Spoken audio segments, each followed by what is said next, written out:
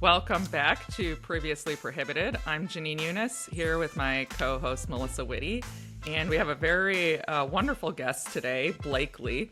I think we both follow them on Twitter and have been for some time, and we have various things we want to talk about, but I'll turn it over to Melissa to start. Yes, real quick, guys, if you could, smash the like button, smash the follow button. We're super excited. We're still on the charts in New Zealand. Whoop, whoop. And we cracked 100 followers on YouTube. So thank you. And thank you so much for your sweet messages from Ida 10. That message that you left yesterday was so kind to us. And it's really just super encouraging. And so I just wanted to say thank you for that. And yeah, we're so excited to have you here with us, Blakely. I love her because I love them because when I try to follow people that basically that I think that I don't hate follow anyone, right? If I don't like you, I'm just not, most of the time I'll just mute you, right? So I see this person coming up and everything about them is like total, if you took me and flipped me around and was total opposite, right? And yet we agree on Palestine, but then we also actually agree on a lot of other stuff too. And so I think it's always important to have people that, you know, we all present one way, and then if you can just have decent conversation with people, you actually start to realize that there's common ground to be found across the spectrum, right? Yeah. And so, Blakely, tell us about yourself and how you came to support Palestine. Yeah, so first, thank you so much for having me. I think that this is great. I was excited to talk to you because I do hate follow people a lot for fun. But that is not why I followed you though, as I was just telling you. I followed you because I felt like I have a particular rage for a lot of conservatives, and I think that's because of the fact that I was raised Christian conservative. So I come from a pretty conservative household in a Christian background.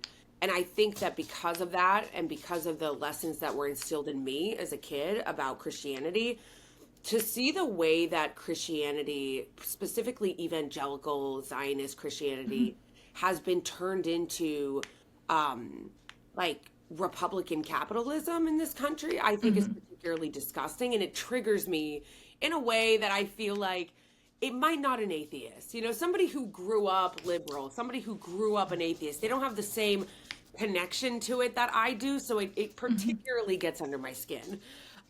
Right.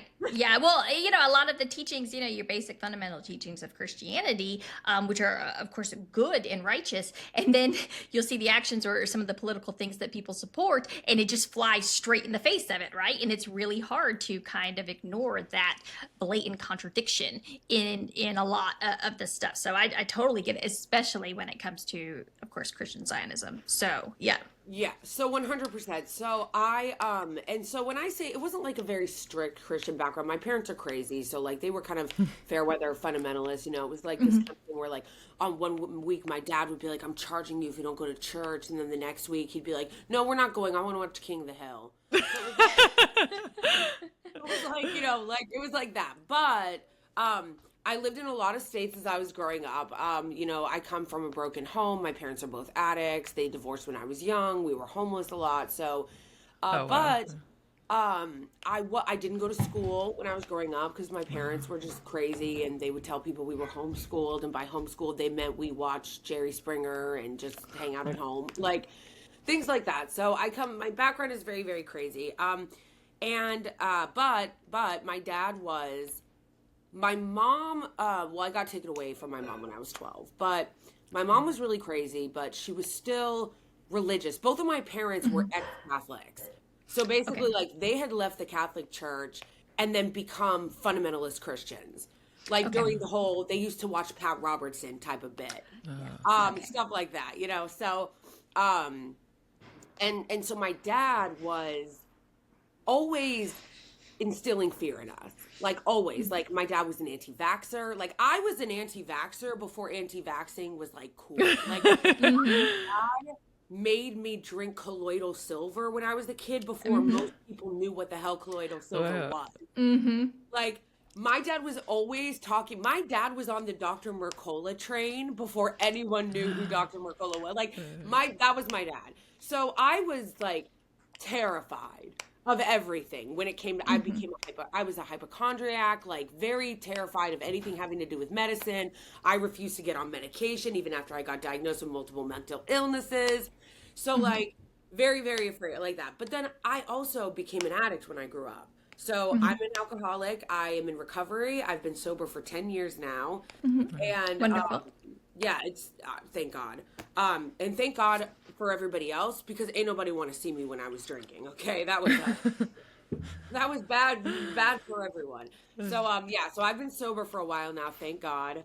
And in that time of my recovery, it was something that I was always like I always was interested in politics somewhat, but I'm sure a lot of people might be able to relate. I never was like really, really that involved. I was always kind of a non-voter because I always felt like politicians were corrupt and they didn't really have any material benefit on my life. And so like millions of people, I just didn't vote. Even though I always kind of found politics interesting, but I never really felt like voting was worth it because I felt like it had no material effect on my life. And also, I feel like other people might be able to relate to this. When you're in active addiction, nothing else matters. So I was married before to a very abusive guy. He was an addict and an alcoholic too. And when you're dealing with an abusive marriage and you're in full-blown addiction, you're not thinking about political activism. Right. You're just not. Right, yeah. You're thinking And also, about where your next drink is coming from. That's all I cared about. All I cared about was where my next drink was coming from. So, and then I have, like I said, a lot of mental illnesses because I was severely traumatized as a child. And so, Of course. yeah. when I was first getting sober, I got diagnosed with panic disorder years ago and OCD years ago. And when I got sober, it got worse, not better. And so I had thought, because I had been I went to a Christian treatment center back in 2013, and I was there for 9 months. And then when I got out, I relapsed immediately. And that was like during the time that like I would not take medication. Because I not only was like anti-medication because of my dad's lunacy, but I was also anti-medication because like a lot of Christians, I was told, well, you just have to trust God. Right. You just have to trust. Why aren't you trusting God? If God's not healing you, then. And so it actually took people at this Christian center, like trying to convince me that it wasn't a sin if I saw a psychiatrist. Like, literally, like, and it was, yeah. So anyway, when I first got sober, my panic attacks got worse. My hypochondria got worse. My OCD got worse. It took years for me to kind of settle out my scrambled brain and like find like the right thing. So then once I did, all of a sudden I was kind of not focused on politics. And then 2016 happened and Bernie Sanders came along. And I remember, like a lot of people who were raised conservative, I was very uncomfortable with the idea that I really liked this guy that was running as a Democrat because Democrats are baby killers. So can't be a Democrat because Democrats kill babies. And that's the way that and you know what's funny is that I was never, there are a lot of things that you're raised with that you don't realize you're raised with. Your parents aren't coming out and explicitly saying it to you, but then like it's there. So Yeah. I fell in love with Bernie Sanders, who has since... I did too, by the way. I loved Bernie. I had like 8 Bernie t-shirts. I have like all the Bernie t-shirts. I've got Bernie mugs. I've got the Bernie sweater. I still have all my Bernie stuff. I still have like Bernie on my hoodie. So anyway, yeah, so that all happened and I've been pretty active ever since. What got me... And that was just domestic policy, though. I think like a lot of Americans, I have a chauvinist view without even realizing it. And all I focused on was America. I didn't care about anything that happened outside of our borders. And I didn't think about it. Also, when you're an American, you're propagandized from birth to believe that Israel is awesome. Like, that's it. Israel is great. It's biblical. You must support the nation state of Israel because if you're a Christian, what are you doing? And that's all you hear in media. Yeah. You don't hear the Palestinian perspective or side in media. Well, so, also you have to remember we have, you know, we have the Holocaust industry in this country, right? Which again, and I thought it was so fascinating the other day. It was what is his name? Palmer Luckey, who's the founder of Anduril. he actually gave an interview. I forget who he was talking about. If people don't know, Anduril is like this big drone military manufacturer. Palmer Luckey is the guy that founded the Oculus. You know, he sold it to Mark Zuckerberg. He's a billionaire, extremely successful. His sister is married to Matt Gaetz. Anyways, and of course, Anduril just partnered with Palantir, which we all know Palantir, right?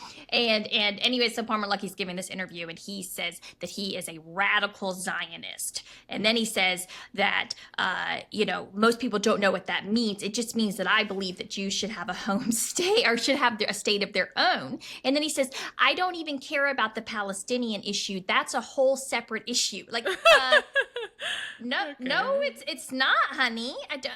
Excuse me. But then what does he go on to say? He says, I don't care because of what happened to Jews in World War II. They deserve a home state and, their own state.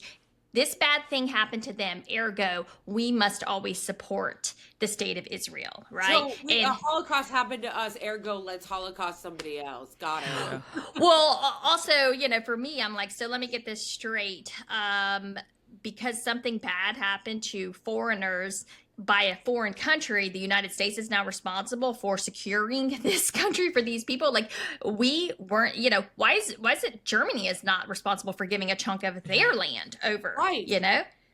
Put Germany in half. Yeah. Like did after the Soviet Union.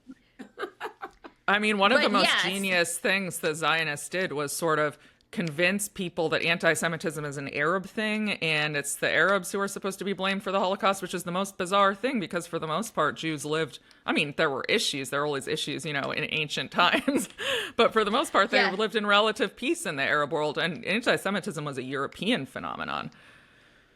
Yeah, it's really bizarre. But so just to touch on that point is that this really bad thing happened to Jews, and nobody's saying that didn't happen. Obviously it did, and it was really awful. But that's why no matter what, we have to support Israel, right? Right. And I think that is like what is drilled into us more You're right. than... You are 100% right about that. Because when I was telling you earlier that I didn't go to school, I never went to school like consistently, but I would occasionally, because my parents were crazy, we were always moving, they would put me into a public school for like 5 minutes, and then they'd pull me out when we moved again, and then we would they'd put me in school for a little bit, and then I would get kicked out or whatever, we'd move again. So I never had a consistent schooling. It would be like a couple months. But one thing I do remember, in the very short time I went to school, was being taught about the Holocaust. I was required to read Night. I was required to read all of Elie Wiesel's books. And I was traumatized by it. Yeah. Oh, yeah. I was like, it's very powerful. Yes, it is. It moved me. It was so it's funny that in such a short time I was educated, I remembered that a huge part of that education was learning about the Holocaust and doing Holocaust Remembrance Week and Never Again and all this stuff. But you know what's funny is that you're indoctrinated to that, but it backfired a little because the Holocaust teaching affected me so much. When I saw what was happening in Palestine, I was like, hold the fuck on. Hold the fuck on. I learned about this. Yeah. So it's interesting. Some people took it as never again for Jews. Some people took it in as never again for anyone. And I think that's really where the line is drawn, right? Sorry, Janine, didn't mean to cut you off. Oh, yeah, no. Oh, I'm sorry. Go ahead. No, I was just going to ask whether you started getting involved in Palestine after October 7th or before that. After. Okay, so sorry. Okay. I know. Sorry, I got off. No. So basically, no. Basically, like a lot of people, as we were talking about, I was indoctrinated into believing that, basically the Holocaust, and now because of that, Jews need to have their own homeland that we need to pay for. But what they always leave out of that story is, in order for them to have a homeland, we have to continually murder people. That part they leave out.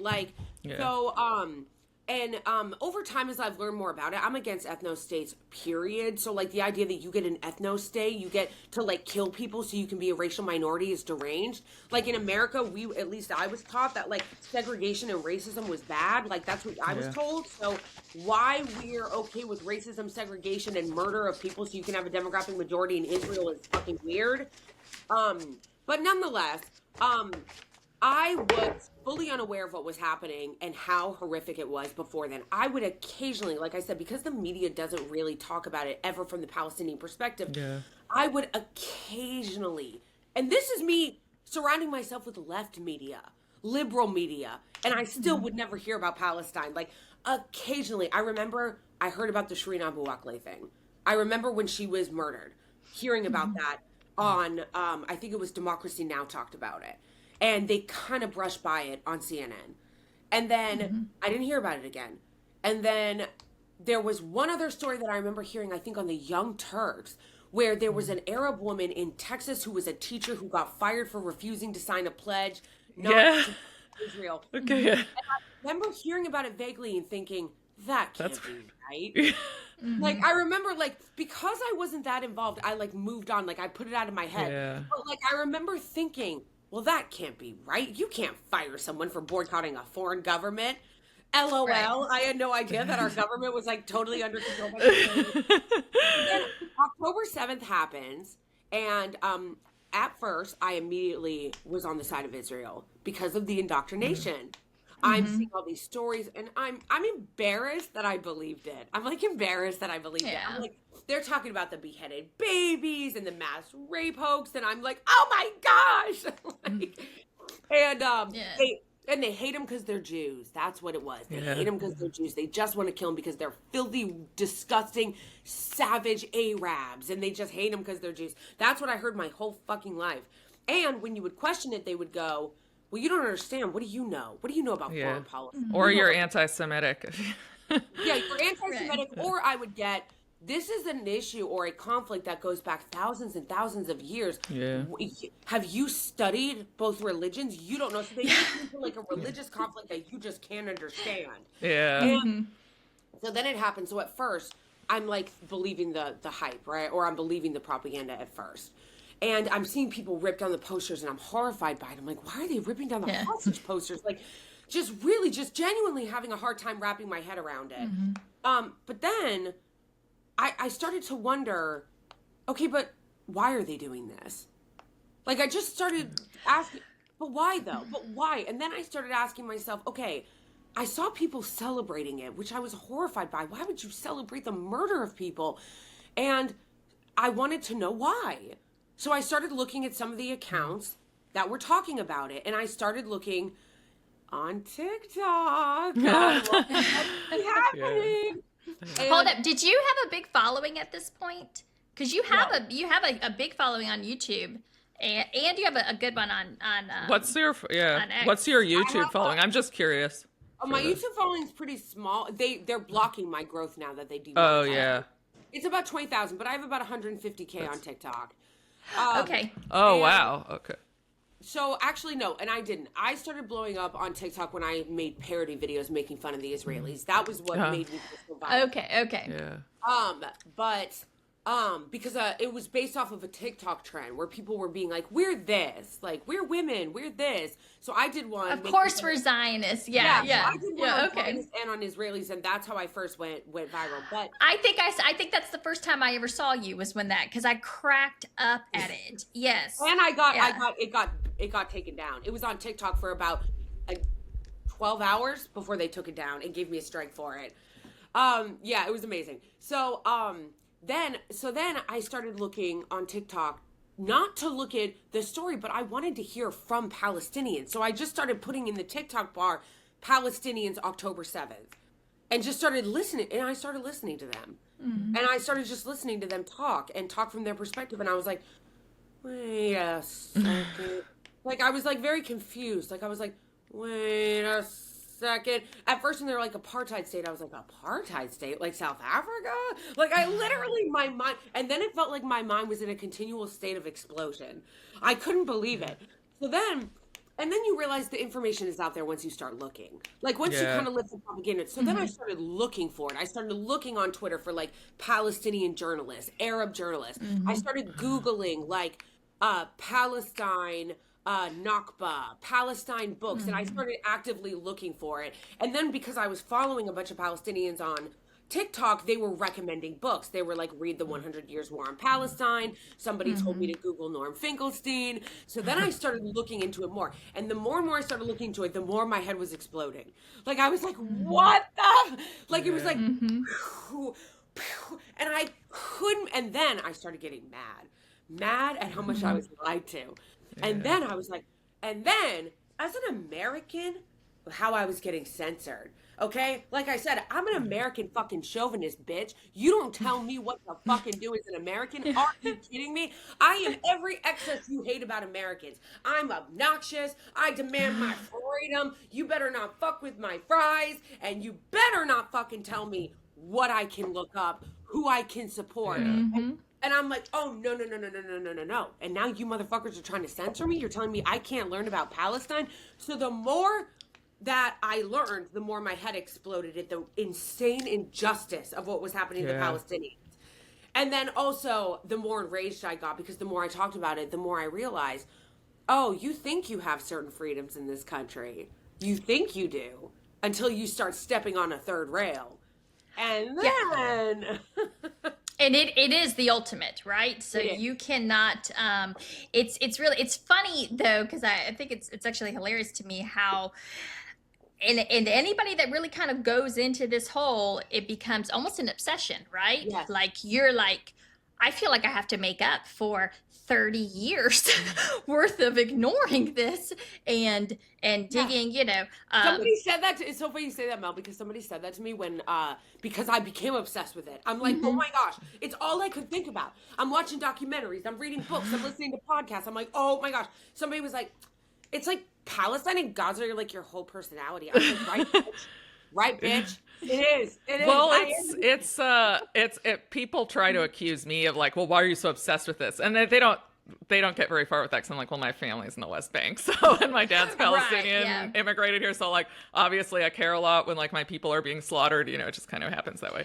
But it's, but I mean, I think obviously for non-Palestinians too, it encapsulates everything that's wrong with our country. Like the way that politics has been infested with these corrupt interests, the way that we're lied to in order to advance, and just the continuing bigotry towards certain groups of people. And this was a lot of drama that happened over the course of the week. I tweeted on Thursday that the Bibas children was, if the Golda Meir quote, "Peace will come when the Arabs love their children more than they hate us." So I was like playing on that, and I tweeted, if only Israelis loved their own more than they hated Palestinians, the Bibas children would be alive today. And oh my God, the shit I got.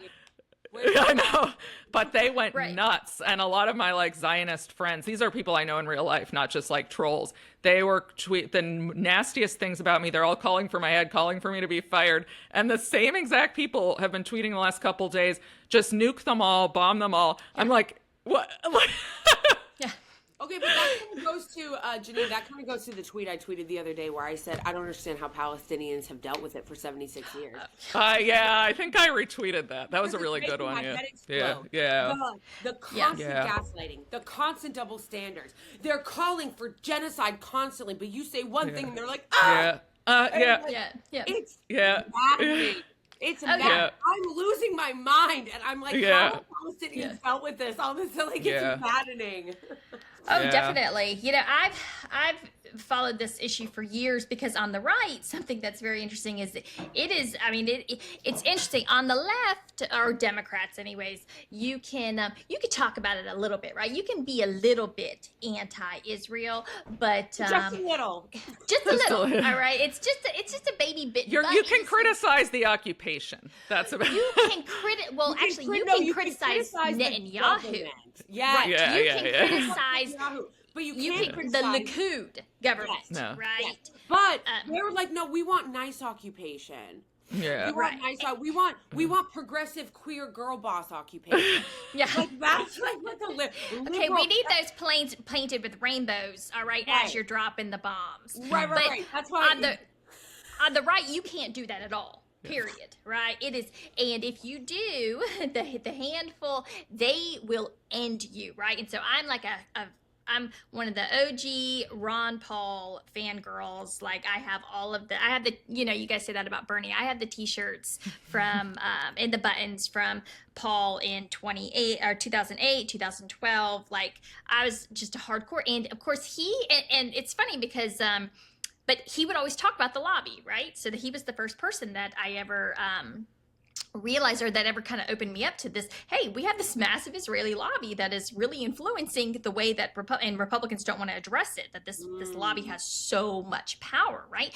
And I specifically remember Ben Shapiro attacking him, and of course, what did he say? Oh, here comes Ron Paul to blame everything on the Jews, And I remember thinking, like, that's not what he's saying, though. I just didn't make like the connect and whatnot. Yeah. But that was the first time I remember. And then when I was in college, and I went to college a little bit later, and I had a professor who was like an anti-Zionist Jew who really like opened my eyes to all of it. And then that was like 2010, and then after that, it was like all done, and I became militantly anti.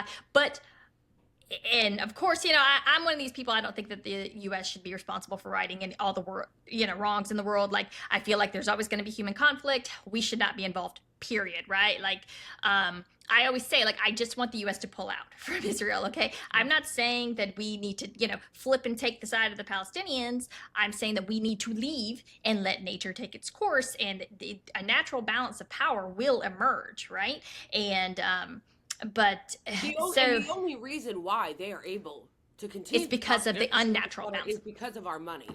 Yeah. Right. Well, that's why. And when the Zionist people say things like, "Oh, well, why aren't you criticizing Sudan?" Well, because our government is actually doing the right thing when it comes to Sudan. Like, this is not proof I'm anti-Semitic. It's proof that, like, more or less, I'm happy with our approach to it. I'm very unhappy. I get that all the time, too. They're like, what about Sudan? Yeah. Or you saw Insurrection Barbie this week was like, Muslims are slaughtering Christians in the Congo, and I'm like, okay, hold on. Are you actually accusing the Trump administration of arming these Muslims in the Congo? Because that's quite literally the only reason that I'm criticizing Israel, because we're arming them. Okay? So... Is that what you're saying? Because that's the only reason that I could see that I should be speaking up, because I'm pretty sure that people of the DRC don't give a flying what I think. Right. All right? Right. Otherwise. Right. So and I'm convinced Insurrection Barbie is like a fad. It's like Mossad. It was an account that was definitely probably ran by a real person. It's somebody, one of my mutuals, Marissa Hansen, she's great. She did an investigation on her like last spring. Something happened and the account got bought out. A lot of them got bought out by these like influence campaigns. A lot of them are owned by Israeli influence, but it's not just Israelis. It's you have a lot of different confluences that come together. But she was one. You can always go, if you use Social Blade, if you're ever curious about whether or not it's a bot or it's a program being ran, go to socialblade.com. You can put in their handle and you can see how many tweets they have a day. And so she's running something like 600 to 700 tweets. So that's original posts and replies, which is 24 hours a day. There's no way. So it's obviously more than one person, but the style and whatnot, it's clearly that it's just being ran by probably a company. But yeah, a lot of them just sell the account, and some of them, if you've got 200,000 or 300,000 followers, your account can be worth a couple $100,000. Yeah. Wow. Yeah. And so, yeah, but she's definitely one of them. And it was sometime in like May of last year that it got sold, I think is what Marissa found. Yeah. Because that's when it went from, she was doing like 40, like I do like 40 to 50 tweets a day. And that's like original posts and replies, right? Yeah. And, which is pretty typical. And yeah, she went from like that up to like 200, 300, 400, sometimes 600. Yeah. It's crazy stuff. Yeah. That's crazy. So tell us a little bit about what happened to you recently on YouTube. Yes. Oh God, yes. So, so as I was telling you guys, I have really come to find out what the limits are on, things that you're allowed to say and criticize and what you're not allowed to say. And the third rail of criticizing Israel is alive and well everywhere. And even if you're not fully just like taken offline because of it, they'll just, shadow you. Like in the way Yeah. that you see them do that they do it on Twitter. It Yeah. was like Elon Musk went to Israel and met with Netanyahu, and then all of a sudden the algorithm changed on Twitter. And it's like, oh, Yeah. that's convenient. Yeah. And you see it also in the way, if you go to the For You or the trending section, the story section of Twitter, the way that they framing tells you so much. The way they frame all the stories having to do with Gaza tells you everything that you need to know. It'll be Yeah. all savages do this and murder Israel. And then it'll be like, Palestinian died. Debate ensues. Yeah. Yeah. West Bank, as they're like bombing the shit out of the West Bank, occupied West Bank, they'll be like, Yeah. explosion happens in the West Bank. Anyway, Yeah. it's like, so, so what happened was I posted a very factual video about the first round of hostage swaps. It was only about a 3-minute video on my YouTube. And talking about how even Antony Blinken, who at the time was our trash Secretary of State, said that Hamas had not been defeated.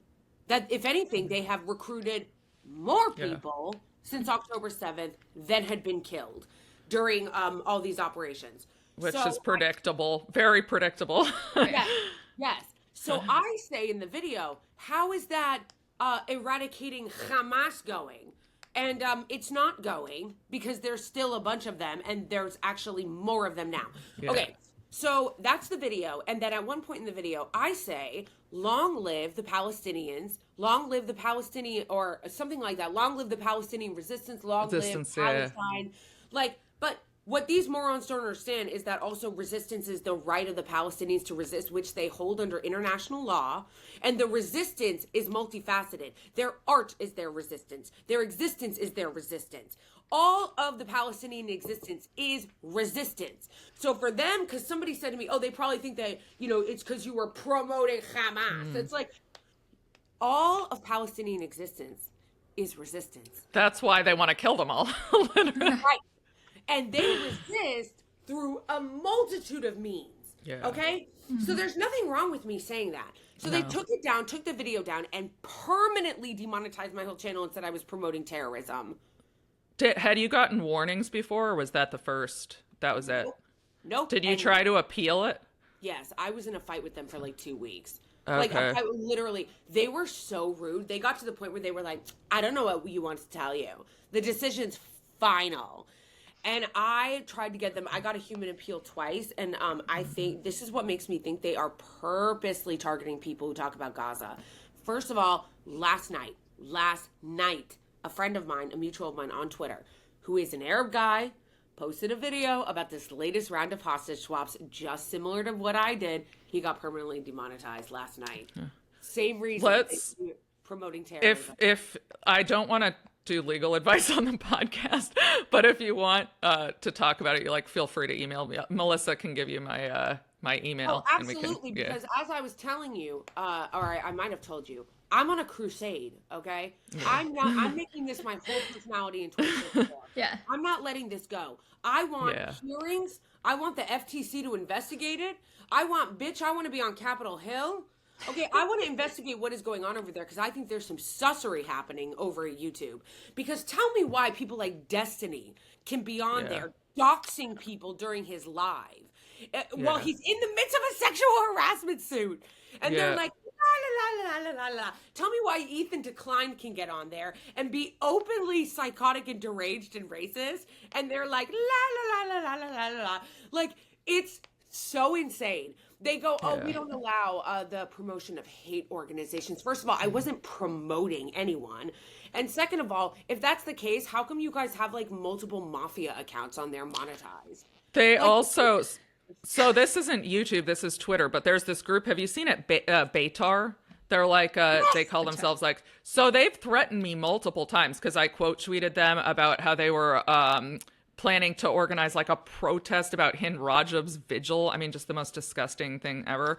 And so they started, they threatened me, they threatened other people. You probably saw Nardine Kiswani. They said, we'll give $1,800 to anyone who hands her a beeper. They literally handed Norman Finkelstein a beeper. They said the same thing about me. they've been calling me. They call me multiple times a day and like leave filthy messages, and no one will do anything. Twitter is allowing them to be up there.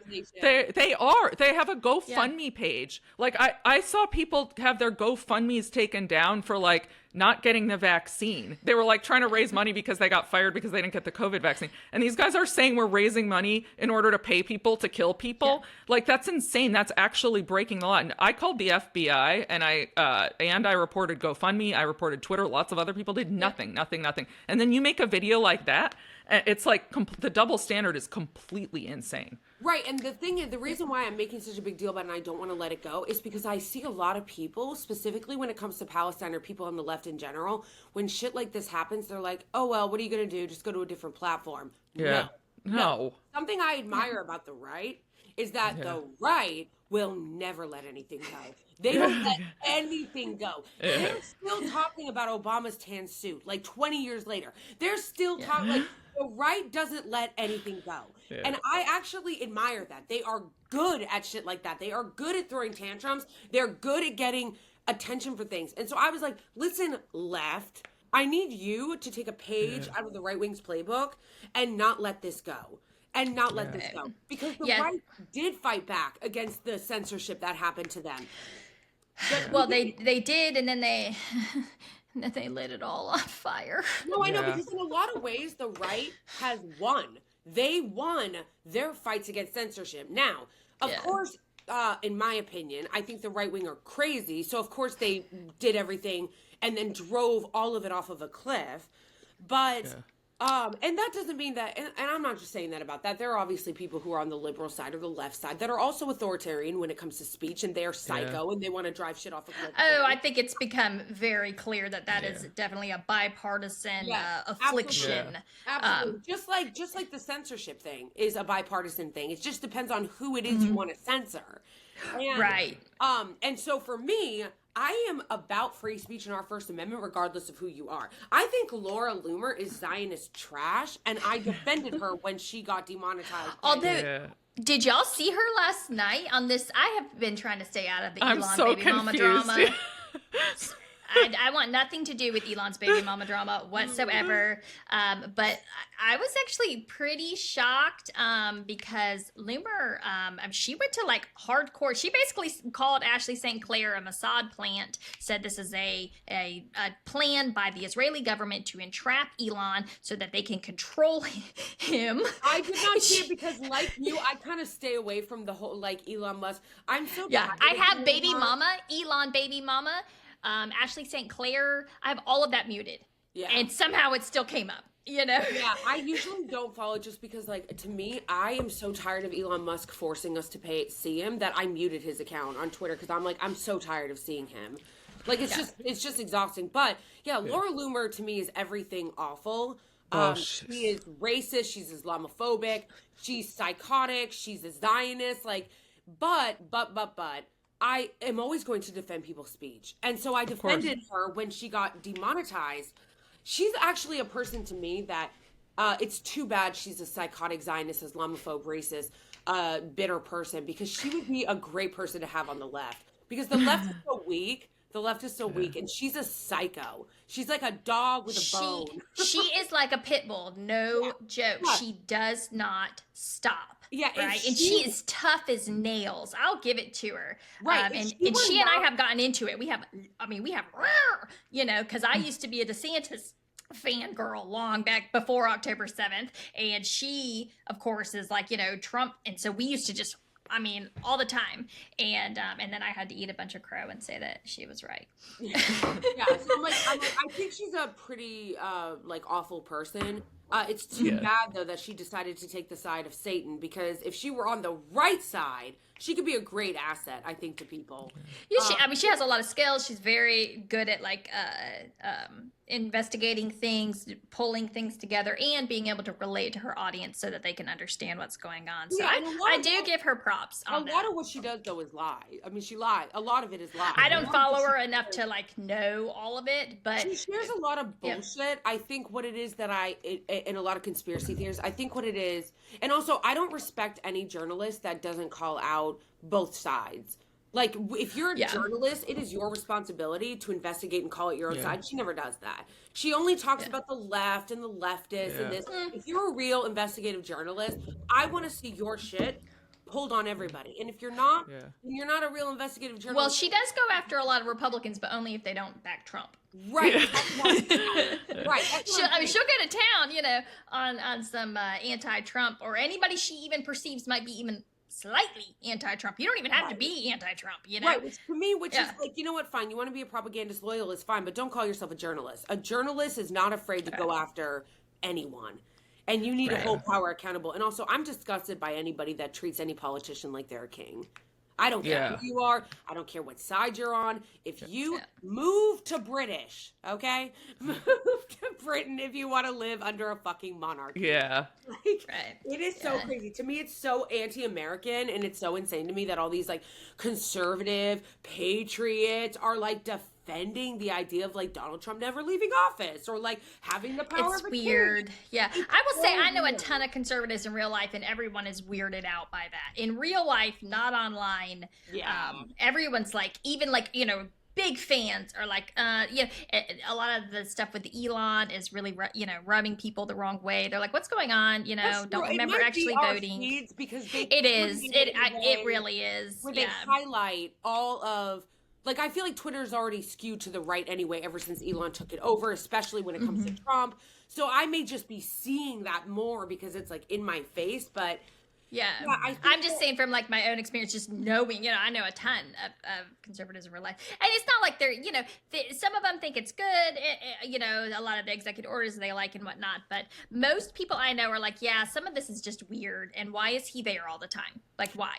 right. It is very weird. Also, yeah, I just don't fuck with people who aren't willing to criticize power. I think that people who bootlick to the oligarchy are some of the most pathetic people in the fucking world. Yeah. Like, it's so pathetic. But especially if you're a journalist. I mean, your job is supposed to be a check on the government. So, like, if you're not serving as a check on the government, you're just not. You're a failure at your literally, job. that's why I was losing my mind with Piers, but do you condemn Hamas Morgan the other day, being like, oh my gosh, Elon Musk, he's done so many great things. How could you not like him? I'm like, can you get your tongue out of his ass? You're supposed to be a journalist, and you are kissing the ass of the richest person in the...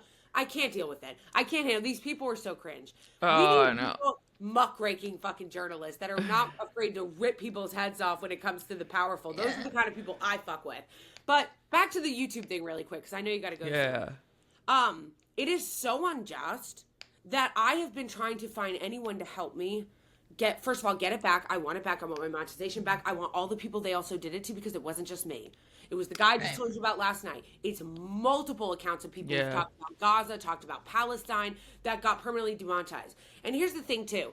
Not only is it bullshit because it's wrong and we didn't do anything wrong, but I keep saying my arguments against YouTube, too, are even if we had, when do they just permanently demonetize someone over a warning? A warning. Yeah. They didn't bother giving a warning and then go, okay, we're going to give you a warning and you're going to have the video taken down and then we're going to move on. But if you do it again, you'll get demonetized for a month. And then if you do, like, they have a strike system in place for that purpose.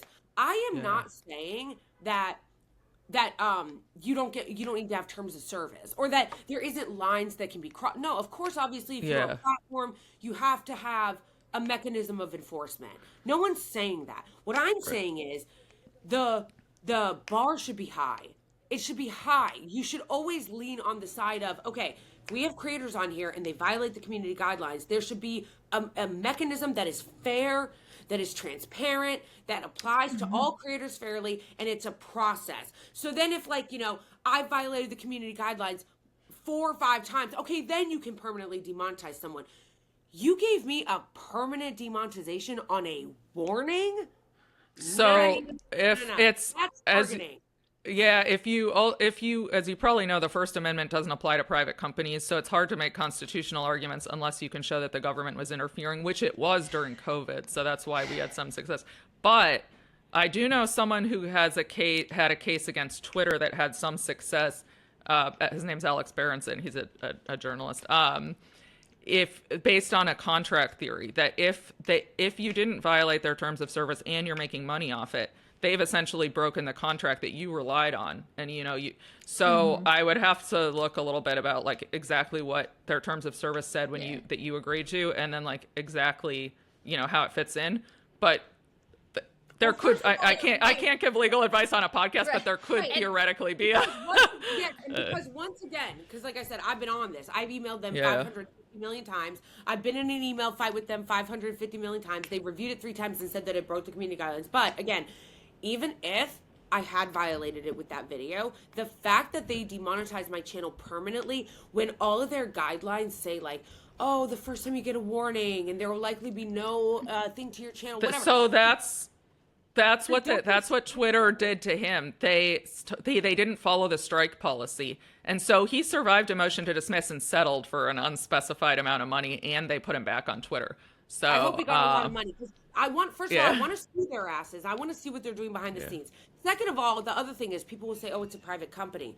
Well, you know what? I don't just accept that. You know why? Because they're a fucking monopoly and they get goodies from the government. They're not regulated by the government. And they also they have a full market share on the video streaming platform.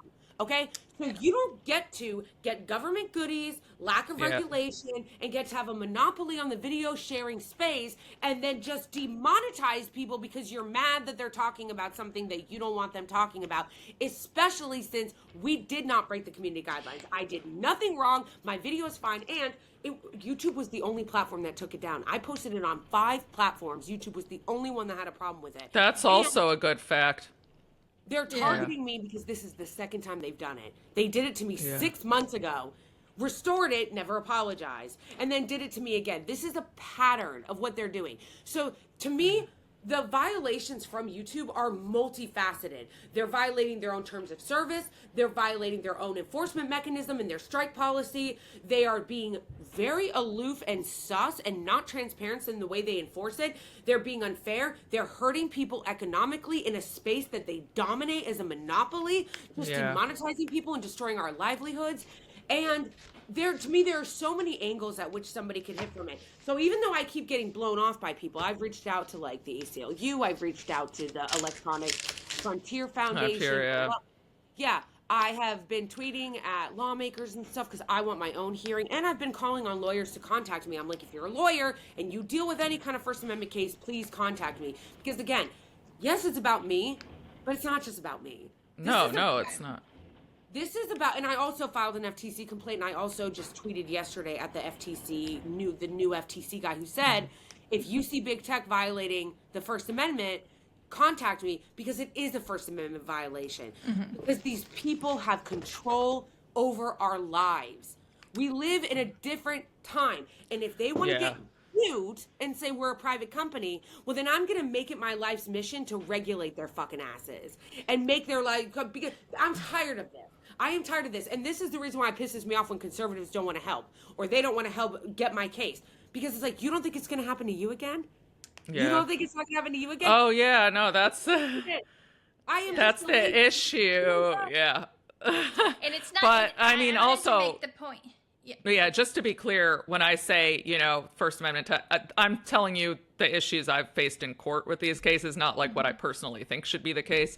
But we've had some trouble, although we had some limited success. But I do have to wrap up. Mel, I know you wanted to say one more thing, and we also want you to like tell people any last thoughts and where they can find you. Real quick. So my angle, obviously, why should conservatives care about this is that, and especially people will say, well, free speech doesn't mean that you have the right to get paid for it. But people need to really understand that this is how they control the messaging, right? Because what is it? People who are content creators who end up, they get a nice, decent following, they will not approach certain subjects if they think that, hey, you're actually going to be able to rip away my livelihood if I touch this. And this is how, this is why we don't have any investigations into pharmaceutical companies, right? Because they're the ones that run all the ads on all of the news stations. This is why we have a very curtailed, we have safe spaces that you're allowed to talk about, and then that's it. Why? Because of advertising dollars. So you need to understand that that kind of goes into it. So if you claim to want justice or you claim to want to know about the truth, right, then you have to support people being able to make a livelihood telling the truth. right? And it just from a principle standpoint, if you want to stand on your principles, you do have to support this, right? So again, yeah, where can people find you, Blakely? Yeah, and you're right about that also, because it's the same thing that happens with big ag and food. You never see people talking about when they find those horrific abuses of the way that animals are treated in slaughterhouses, because they come after them, they'll demonetize you over that. It's the same thing that happened with COVID. Like, it happens with so many things. This will not be the last. Right. And we live in the 21st century in the digital age where they are basically controlling your ability to work and what you can and cannot say.